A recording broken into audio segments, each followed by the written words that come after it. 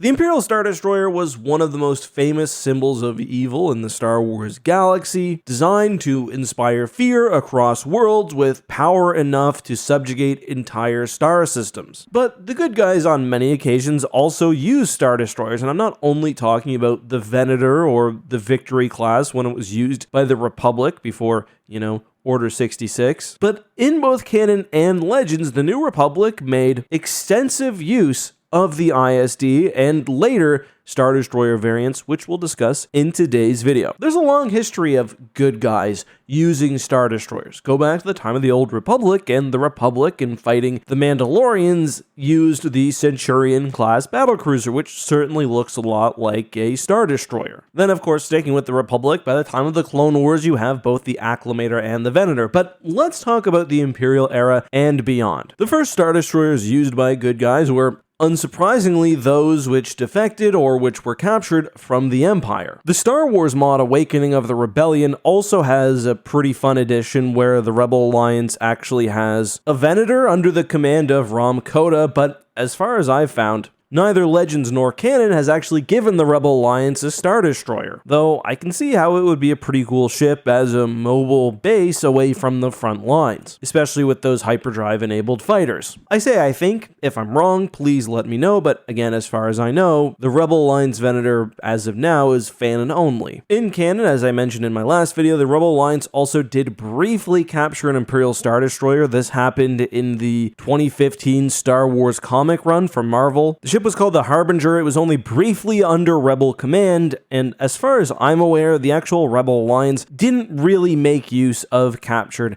Imperial Star Destroyers, and that also is true for Star Wars Legends. I can't remember any time the Rebel Alliance actually had use of an Imperial Star Destroyer. It's possible there's a story there, but it wasn't something routinely used in fleet actions, or it would have been at Endor, or I guess destroyed in another battle. Maybe there's a story there, but of course it was after Endor when the ships started flowing. Before we get to that, however, I will note the canon source book Lead by Example, which is one of the weird ones because it does mix in a lot of Legends information, also gave the Rebel Alliance possession of a Maelstrom class battlecruiser. This is a super weird Galactic Republic era vessel. It's basically a mini dreadnought used by the Republic, which I guess also was used by the Rebel Alliance. There's not a ton of information about the Maelstrom, nor is there even a single image. I gave what I thought it would look like in a prior video based on the description in the book. Technically, there would have been some post-Endor Imperial defections which actually came before the Rebel Alliance became the New Republic. I covered this in my recent video on why capturing Imperial vessels was so difficult and why boarding shuttles were only rarely used by Star Wars factions, but the Emancipator, for instance, was used by the Alliance before the declaration of the New Republic, so yeah, that technically counts.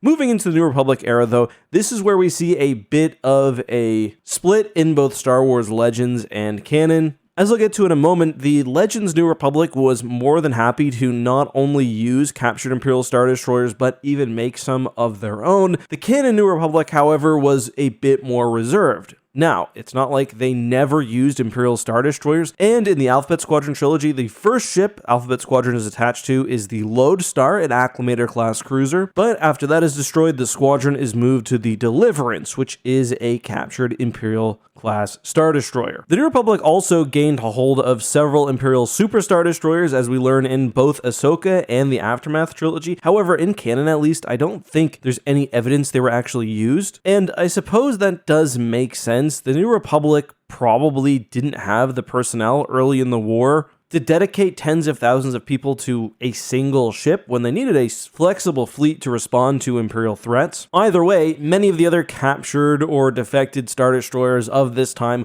were instead used in the Starhawk program. It's unclear to me how many Imperial Star Destroyers were needed for a single Starhawk, but it's significantly more massive than an Imperial Star Destroyer, and just looking at the ship you can see that it has, for example, at least 2 Star Destroyers worth of shield bulbs. Crazy, it was about 6 years ago we finally got our first look at the Starhawk. Most likely, some Star Destroyers remained in service within the New Republic Defense Fleet for some time, and I'm guessing many of the Star Destroyers used in the Starhawk program were otherwise not fit for service. Alpha Squadron, for example, talks of several Imperial Star Destroyers in use at the Battle of Jakku. It seems like the New Republic mostly built ships around the Mon Calamari frame after that point. There were MC variants up to the MC-95 and perhaps beyond. The Defender class, which we now know is the name of the ship from Ahsoka, looks like a Mon Calamari ship and was in fact built by the Mon Calamari shipyards. Otherwise, all I'll say on this point is that when you look at the fleet over Hosnian Prime, it appears some may be Star Destroyer shaped. But I said canon used the Star Destroyer a lot less than Legends, and yeah.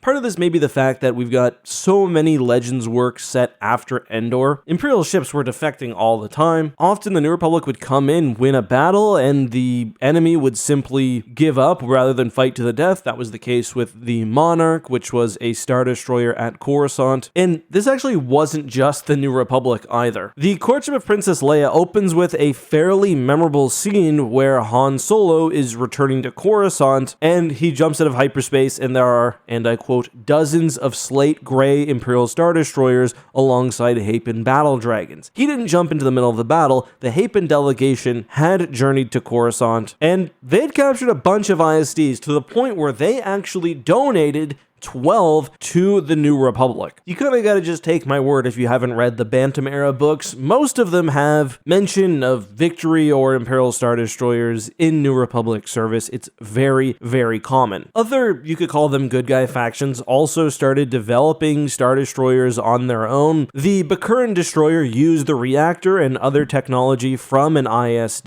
The Chiss created their own version of a Star Destroyer, and the New Republic, as they modernized their fleet, also used several ships you'd probably call Star Destroyers. During the New Class Modernization Project, the New Republic created a pair of advanced new Star Destroyers, the Nebula and the Endurance. Both of these were significantly more technologically advanced than the ISD. There was also the Republic class Star Destroyer as well, which has some really funky lore, while the New Republic continued to also rely on captured, not just ISDs, but also interdictor Star Destroyers and other less common vessels. Interestingly, the New Republic also began heavily modifying existing Imperial Star Destroyers, almost making a new class of ships. For example, the Anakin Solo, quite famously, was modified with completely new parts, including top-of-the-line long-range cannons, whereas ships like the Mon Mothma had interdiction capabilities, but not the telltale bulbs of an interdictor Star Destroyer. There were also several new Star Destroyer types which we only really hear about, we don't see, including the Rejuvenator, or on the Imperial side, the Turbulent, which was used